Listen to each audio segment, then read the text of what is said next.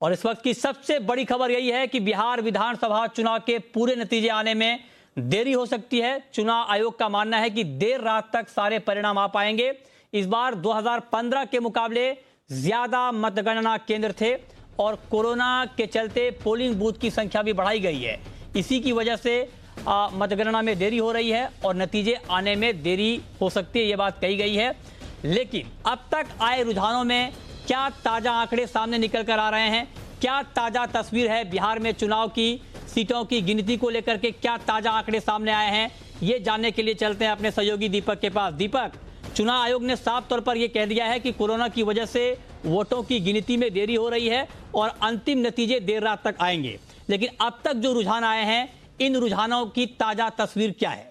बिल्कुल मृत्युंजय, आपको दिखाते हैं इस वक्त की ताजा तस्वीर क्या है। लेकिन जैसा आपने कहा कि चुनाव आयोग ने कहा कि देर रात तक नतीजे आ सकते हैं और यही वजह है कि लोगों की धड़कनें बढ़ गई हैं, तमाम राजनीतिक दलों की धड़कनें बढ़ी हुई हैं। एक्शन पैक्ड दिन आज पूरे भारत के लिए मृत्युंजय। मार्केट में आज जबरदस्त एक्शन देखने को मिला। आईपीएल का आज फाइनल है, वहां एक्शन होगा और ये बिहार विधानसभा चुनाव के नतीजे जबरदस्त एक्शन से भरे हुए। फटाफट से आपको दिखाते हैं इस वक्त की टैली क्या है। 122 का आंकड़ा, जो जादुई आंकड़ा चाहिए था, उस तक सुबह तक बीजेपी यानी कि एनडीए और नीतीश कुमार का गठबंधन कहीं दूर दूर नजर नहीं आ रहा था। लेकिन जैसे जैसे दिन चढ़ा, बाजी पलट गई।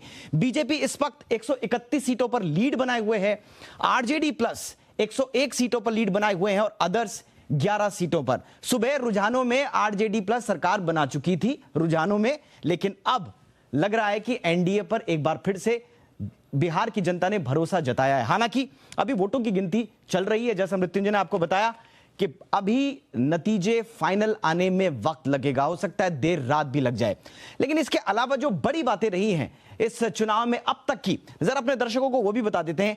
ये टैली जो 243 सीटों की है, इसके रुझान जैसे जैसे नतीजों में तब्दील होंगे, ये हम आपको लगातार आगे बताते रहेंगे। लेकिन इसके अलावा जो आज बड़े चेहरे रहे, वहां पर क्या स्थिति है, किन किन बड़े चेहरों, कौन कौन सी बड़ी सीट्स थी, वहां पर जीत हार का क्या रहा, ये आपको जरा फटाफट से दिखा देते हैं। तेजस्वी यादव राघोपुर से आगे चल रहे हैं, जिनके चेहरे पर आरजेडी और महागठबंधन पूरा चुनाव लड़ रहा था। राघोपुर से तेजस्वी यादव फिलहाल आगे चल रहे हैं और यह स्वाभाविक भी था। लेकिन उनके भाई तेज प्रताप यादव बिहार की हसनपुर विधानसभा सीट से आगे चल रहे हैं। आरजेडी क्या जो पूरा महागठबंधन था, उसके भी ये प्रमुख चेहरा, एक इंपॉर्टेंट सीट। इसके बाद देखते हैं कि दूसरे और कौन से हाई प्रोफाइल सीट्स थी। जीतन राम मांझी बिहार की इमामगंज सीट से आगे चल रहे हैं, पूर्व मुख्यमंत्री हैं और इनकी सीट पर भी सबकी नजरें थी। फिलहाल ये इमामगंज सीट से आगे चल रहे हैं। अब जरा आगे चलते हैं और देखते हैं दूसरी कौन सी इंपॉर्टेंट सीट है जहां का नतीजा प्रभावित करेगा।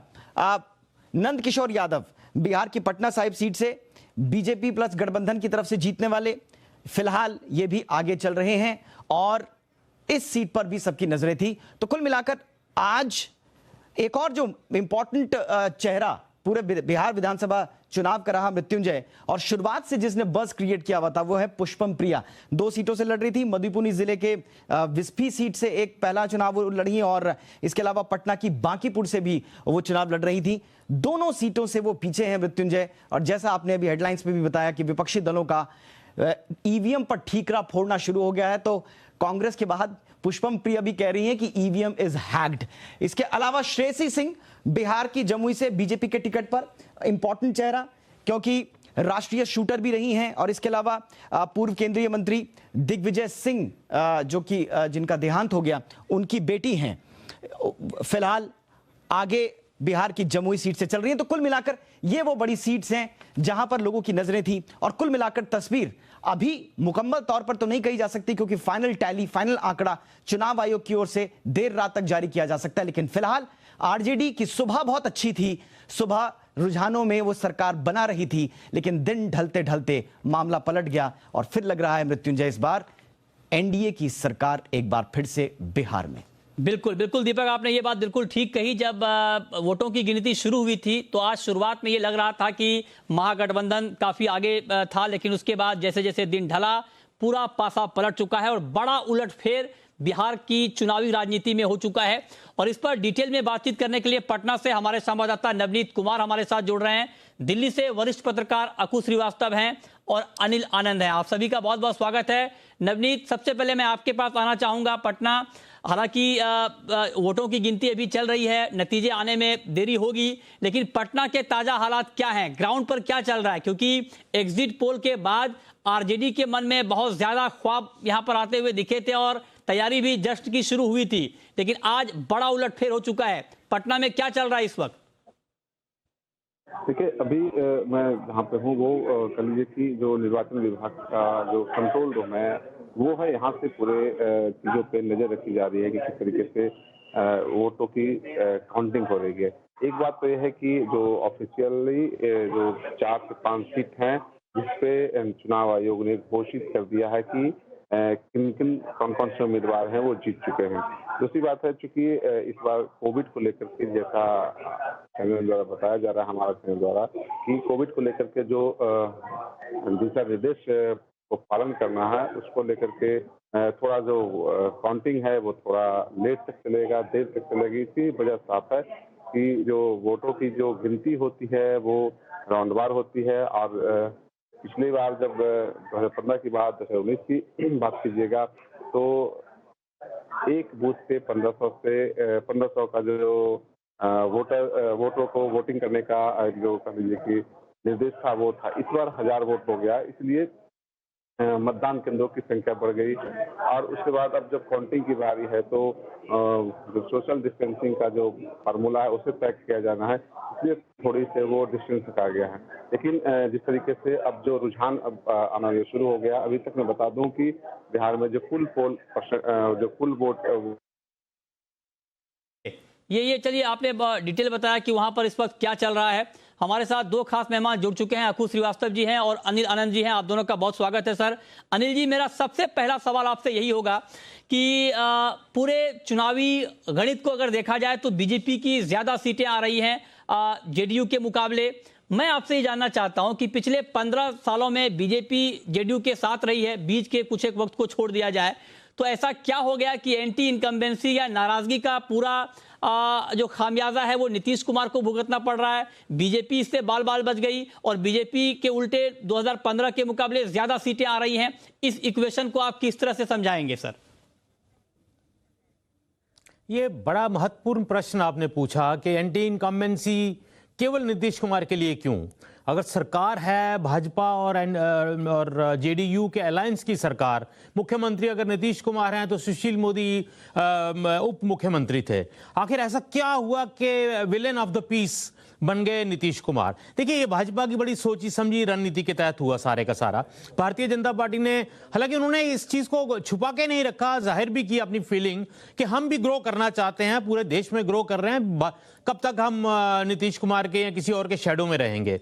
तो उस सोची समझी नीति के तहत कुछ एक चक्रव्यूह रचा गया जिसमें चिराग पासवान भी एक बड़ा अच्छा रोल प्ले करने के लिए उनको वहाँ पे एक असाइनमेंट दी गई उनको कि बाहर निकल जाएं आप, लेकिन चाहे दिल्ली में एनडीए में रहें, वहाँ से आप निकल जाएं और नीतीश कुमार के खिलाफ एक फ्रंट खोल दें। तो अल्टीमेटली जो राइवल्स थे, जो आपके पॉलिटिकल प्रतिद्वंदी थे, वो तो खिलाफ थे ही, तो आपके अपने लोग भी कोई डायरेक्टली और कोई इनडायरेक्टली आपके खिलाफ हो गए और एक तरह से नीतीश कुमार जी की घेराबंदी हो गई। और जाहिर है जब हर तरफ से अटैक हो तो विलन आप ही बनते हैं और लीडर आप हैं, मुख्यमंत्री आप थे, तो शायद कहीं ना कहीं वो चीज़ें चिपक गई उनके ऊपर। लेकिन ये दाद देनी पड़ेगी बीजेपी के स्ट्रेटेजिस्ट जो भी हैं, उन्होंने बड़ी खूबसूरती के साथ ये जो एंटी इनकम्बेंसी का जो मवाद था ये सारा अपने ऊपर से उतारकर सारे का सारा जेडीयू की तरफ उन्होंने डायरेक्ट कर दिया और उसी का एक नतीजा है। अब हुआ ये कि अंततोगत्वा नीतीश कुमार जी के ऊपर तो नजला गिरा, लेकिन नरेंद्र मोदी जी की अपनी इमेज जो है वो जस की तस इंटैक्ट है और उसी का फायदा उनको मिला, जो बीजेपी शायद सिंगल लार्जेस्ट पार्टी भी बन जाए और सबसे बड़ी पार्टी बन के भी उभरे। ये उसी का एक नतीजा है कि नीतीश जी का ग्राफ कम हुआ, लेकिन बीजेपी का अपना ग्राफ सरकार में 15 साल रहते हुए भी ना तो कम हुआ और मोदी जी का जो अपनी इमेज जो देशव्यापी है वो इंटैक्ट रही और मुझे लगता है उसका बहुत फायदा हुआ बीजेपी को। तो आप कह रहे हैं कि एक नरेंद्र मोदी की जो अपनी छवि है उसका बड़ा फायदा बिहार में बीजेपी को हुआ है। और इस वक्त हमारे साथ फोन लाइन पर बीजेपी के सांसद रामकृपाल यादव जी जुड़ चुके हैं। रामकृपाल जी, बहुत बहुत स्वागत है आपका जी बिजनेस पर। मेरा आपसे पहला सवाल यही होगा कि बीजेपी बहुत शानदार प्रदर्शन कर रही है बिहार में, जो अब तक के रुझान आए हैं। मैं आपसे ये जानना चाहता हूं कि आप और जेडीयू की जो सरकार है, बीजेपी और जेडीयू की सरकार पिछले 15 सालों से है, बीच के अगर कुछ वक्त को छोड़ दिया जाए तो अब आप एक बड़ी पार्टी बनकर वहां पर उभर रहे हैं, आपको ज्यादा सीटें मिल रही हैं 2015 के मुकाबले। तो ऐसा आपने क्या कर दिया कि आपकी सीटें बढ़ गई और जो आपका बड़ा भाई था बिहार में जेडीयू, उनकी सीटें कम हो गई हैं? एक्चुअली अभी तो फाइनल रिजल्ट आना बचा हुआ है। अभी मैं समझता हूं कि इतना पहले कुछ कहना उचित नहीं होगा मेरे समझ से। पर निश्चित तौर पर जैसा आंकड़ा आ रहा है, सामने दिख रहा है, उसमें भारतीय जनता पार्टी के अधिक उम्मीदवार आगे भी हैं और जीत भी रहे हैं। मुझे पूरा भरोसा है कि जनता दल यू के जो 20-25 लोग पीछे हैं, अभी अंतिम होते होते हो सकता है कि इसकी संख्या बढ़ जाए। दूसरी बात यह है कि जैसा मैं अभी सुन रहा था, भारतीय जनता पार्टी और जदयू दोनों की संयुक्त रूप से सरकार निष्ठापूर्वक, ईमानदारी पूर्वक और जनता की सेवा की है। और एक बात सही है कि माननीय प्रधानमंत्री ने पिछले 6-7 सालों में जो काम किए हैं जनता के लिए, पूरे हिंदुस्तान की जनता के लिए, बिहार के लिए, निश्चित तौर पर उसका बड़ा असर हुआ, इसमें कहीं दो मत नहीं है। गरीबों के लिए जितना, चूंकि प्रधानमंत्री ने 2014 में ही कहा मेरी सरकार की प्राथमिकता होगी गांव, गरीब और किसान, और गांव, गरीब, किसान पर फोकस करते हुए बिहार को और भी इंफ्रास्ट्रक्चर के मामले में काफी मदद करने का काम किया है। तो निश्चित तौर पर प्रधानमंत्री जी के जो असर हैं वो हैं, मगर मुख्यमंत्री जी की भी असर कम नहीं है।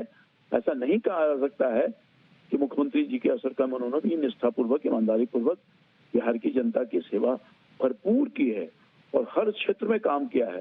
चाहे डेवलपमेंट का काम हो, रोड हो, पुल हो, पुलिया हो, पानी हो, बिजली हो, या सड़कें हो, हॉस्पिटल हो, स्वास्थ्य हो, शिक्षा हो, हर जगह उन्होंने काम किया है। इसलिए ये कहना उचित नहीं होगा मेरे ख्याल से कि नीतीश कुमार जी ने कोई काम नहीं किया जिसकी वजह से नाराजगी थी। अच्छा, तो मैं समझता हूं कि निश्चित तौर पर केंद्र और राज्य दोनों ने संयुक्त रूप से एनडीए के रूप में जनता की सेवा भाव से काम की है और मैं समझता हूं कि एनडीए की सरकार बनेगी। ठीक है, ये आप बात जो कह रहे हैं बहुत महत्वपूर्ण है। लेकिन मैं एक चीज सर आपसे और पूछना चाहता हूं कि बहुत सारे जो राजनीतिक पंडित हैं उनका ये कहना है कि बिहार की जनता एक बदलाव चाहती थी और वो बदलाव जेडीयू से निकलकर आरजेडी और महागठबंधन में ना जाकर बीजेपी में शिफ्ट हो गई है और इसलिए बीजेपी की सीटें ज्यादा हो रही हैं। ये पॉलिटिकल पंडित बहुत सारे कह रहे हैं। इसलिए मैं आपसे ये जानना चाहता हूं, मैं इसलिए आपसे पूछना चाहता हूं कि चुनाव के वक्त एक प्रेस कॉन्फ्रेंस हुई थी पटना में जिसमें यह कहा गया था कि सीटें किसी भी पार्टी की ज्यादा आए लेकिन मुख्यमंत्री नीतीश कुमार ही होंगे। क्या अभी भी वही समीकरण होगा सर, या जनता की आवाज को सुनी जाएगी जो पॉलिटिकल पंडित दावा कर रहे हैं? देखिए एनडीए संयुक्त रूप से चुनाव में गई है और एनडीए को मैंडेट अब तक के हिसाब से मिल रहा है। वैसे अंतिम परिणाम आने बचे हुए हैं, मगर मैं समझता हूं कि एनडीए को अपना समर्थन मिला है। आपने देखा होगा कि अब से कुछ माह पूर्व ही माननीय पूर्व राष्ट्रीय अध्यक्ष जी ने और माननीय गृह मंत्री हम लोग के नेता ने साफ तौर पर कहा था कि हम मुख्यमंत्री के रूप में नीतीश कुमार जी को ही मानेंगे, और बाद के दिनों में आदरणीय जेपी नड्डा साहब और माननीय प्रधानमंत्री जी ने भी इस बात को कहा। तो निश्चित तौर पर चाहे सीट जितना भी आवे, कम अधिक जो भी हो, हम मुख्यमंत्री के लिए कमिटेड हैं और कभी भी भारतीय जनता पार्टी अपने साथियों को कभी पीछे नहीं छोड़ा है और जो हमारा कमिटमेंट है उसको पूरा करते हैं। इसलिए मुझे पूरा भरोसा है कि एनडीए की सरकार बनेगी और उसके नेता आदरणीय नीतीश कुमार जी होंगे, मुख्यमंत्री वही होंगे। यही भारतीय जनता पार्टी के निर्णय है और इस निर्णय का पालन किया जाएगा। महत्वपूर्ण बात रामकृपाल यादव जी ने कही है और जी बिजनेस के प्लेटफॉर्म पर एक बहुत बड़ी बात की जो बिहार में एनडीए के नेता हैं वो नीतीश कुमार हैं और नीतीश कुमार ही मुख्यमंत्री होंगे। उन्हीं की अगुवाई में बिहार में एनडीए की सरकार बनेगी। ये आपने बहुत बड़ी बात कही। बहुत बहुत शुक्रिया रामकृपाल यादव जी आपका जी बिजनेस के लिए वक्त निकालने के लिए। और हमसे इस मुद्दे पर बातचीत करने के लिए। अब अकू श्रीवास्तव जी, मैं आपके पास आना चाहता हूं। हमने पूरे चुनावी गणित के एक पहलू की बात की है, दूसरा पहलू यह है कि जब एग्जिट पोल आया तो उसके बाद चर्चा काफी गर्म हो गई और यह कहा जाने लगा कि तेजस्वी यादव एक नए अवतार में सामने आ रहे हैं। 10 लाख नौकरी का जो उन्होंने वादा किया, इसने बहुत बड़ा कमाल किया है ग्राउंड पर बिहार में। लिहाजा जो यूथ हैं, जो 20-22 साल के युवा हैं, उन्होंने बड़े पैमाने पर वोट किया है। लेकिन अब जो रुझान आ रहे हैं उसमें यह बात दिख नहीं रही है। आपकी टिप्पणी क्या होगी इसके ऊपर? देखिए, इस समय जितनी भी सीटें मिल रही हैं आरजेडी को, तो उसकी वजह और सिर्फ तेजस्वी यादव का वो किया गया वादा और उनकी ऊर्जा, उस वजह से ही मिली। अगर वो भी नहीं होता तो शायद इससे और बुरा हाल होता, इससे और बुरा क्या, और बहुत बुरा हाल होता।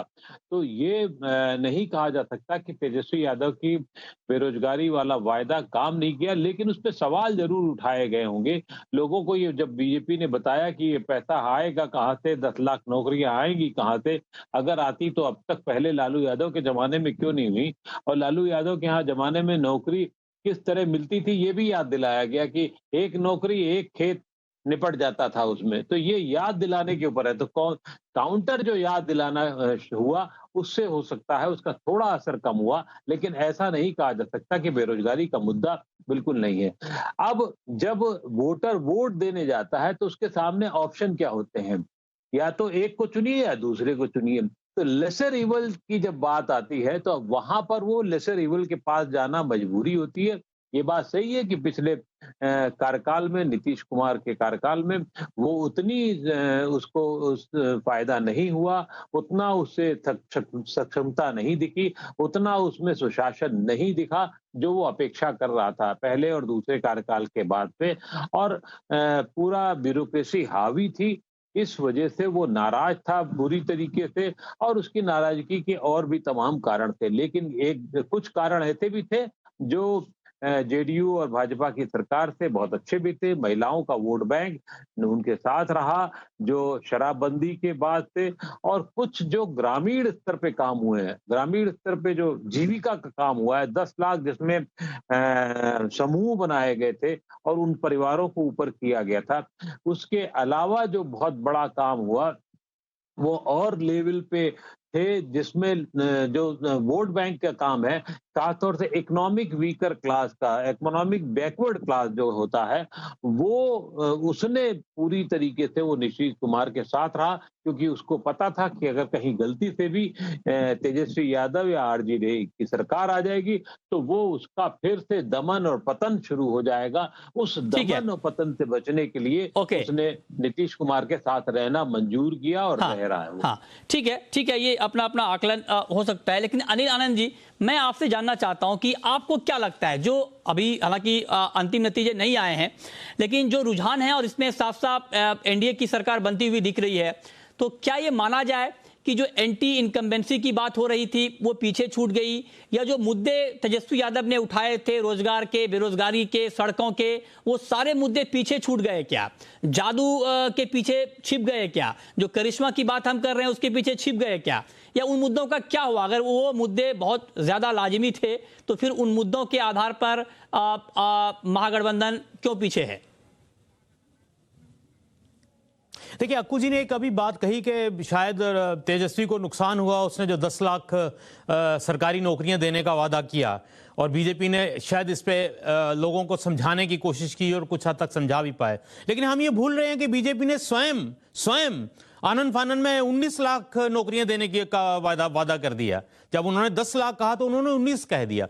हो सकता है कुछ लोग की समझ में आ गया हो, लेकिन मुझे लगता है कि ये फैक्टर कोई इतना ज्यादा काम नहीं किया होगा कि 10 लाख और 19 के झगड़े में नौकरियां कोई बात थी, लोग शायद कन्विंस हो भी गए हों।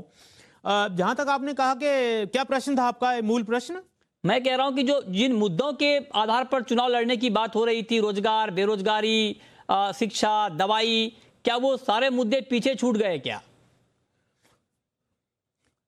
देखिए, पीछे तो छूटे, लेकिन नुकसान नीतीश कुमार की जेडीयू को झेलना पड़ा उस चीज का। जैसे मैंने पहले भी कहा कि सारे का सारा एंटी इनकम्बेंसी का जो फैक्टर था उसको एक डायरेक्ट कर दिया गया जेडीयू और पर्टिकुलरली नीतीश की तरफ।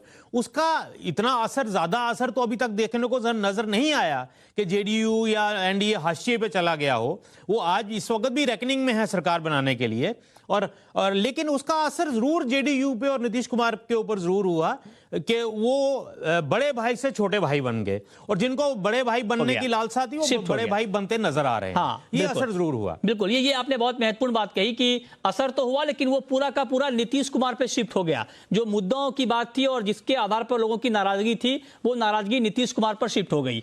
आखिरी सवाल अकुल श्रीवास्तव जी, बिल्कुल संक्षेप में मैं आपसे जानना चाहूंगा। हालांकि रामकृपाल यादव जी ने अभी क्लियर किया कि नीतीश कुमार ही मुख्यमंत्री होंगे, फिर भी एक राजनीतिक विशेषज्ञ के तौर पर मैं आपसे जानना चाहता हूं कि क्या बिहार में हम मुख्यमंत्री का नया चेहरा देखेंगे या नीतीश कुमार ही मुख्यमंत्री होंगे? आपका अपना आकलन क्या है?